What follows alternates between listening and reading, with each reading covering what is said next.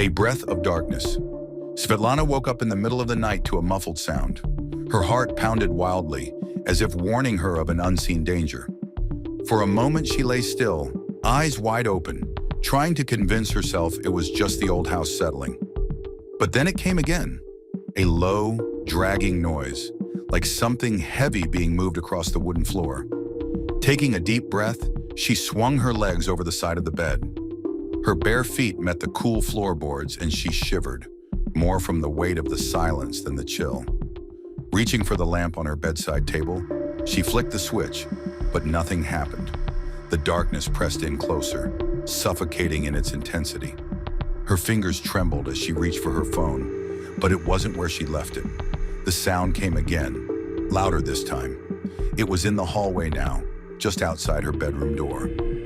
Gathering her courage, Svetlana stepped toward the door. She pressed her ear against it, straining to hear. A faint, rhythmic tapping accompanied the dragging sound. Her pulse quickened. She wanted to call out, but fear tightened her throat. Instead, she unlocked the door and opened it just a crack. The hallway was empty, yet colder than it should have been. The tapping had stopped, leaving only an oppressive silence.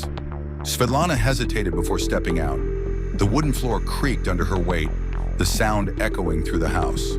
She moved cautiously, one hand brushing against the wall for balance, her eyes darting into the shadowed corners. As she neared the living room, she saw it, the window. It was wide open, its curtains billowing in the breeze.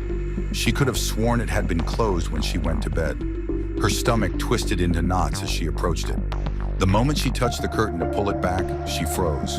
A shadow moved across the glass. Not outside, but inside the room, right behind her. Whipping around, she was met with darkness.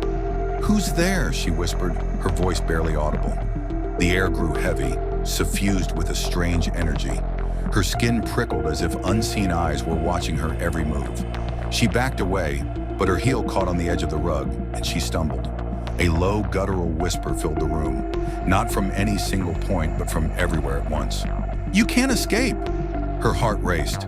She looked around wildly, trying to locate the source. The whisper grew louder, overlapping with other voices, a chaotic chorus of pain and anger. Then she saw it, a figure, featureless and black as the void, emerging from the far corner of the room.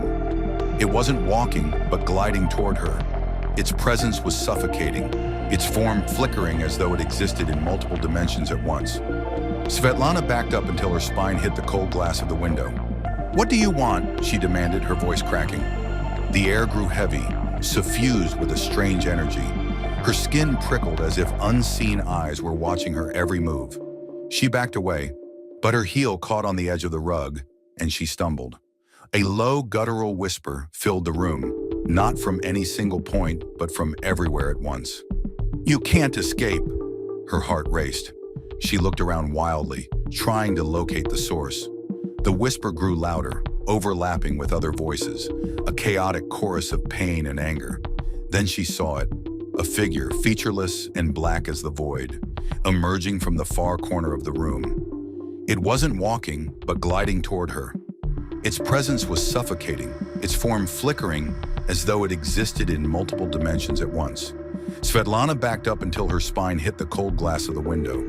"What do you want?" she demanded, her voice cracking. The figure stopped, and for a brief moment, silence reigned. Then it reached out. Its hand, or what resembled a hand, didn't touch her, but hovered inches away from her chest. Despite the lack of contact, she felt it inside her, pulling at something buried deep. Memories she'd tried to suppress flooded her mind. Moments of betrayal, shame, and heartbreak. They overwhelmed her, each one like a knife twisting in her soul. "No!" she gasped, clutching her head as tears streamed down her face. "Stop it!" But the figure didn't relent. "You can't run from yourself," it said, its voice a chilling echo. "I am everything you deny. I am every fear you bury." The room seemed to collapse in on itself, the walls narrowing as darkness swallowed everything. Svetlana sank to her knees, unable to breathe under the weight of her own despair. Then through the chaos, a spark of defiance flared within her. She clenched her fists, forcing herself to stand. "I won't let you control me," she said, her voice steady despite the tears. The figure hesitated, The shadows flickered, less solid now. "You don't understand," it whispered. "I am you." Svetlana closed her eyes, taking a deep breath.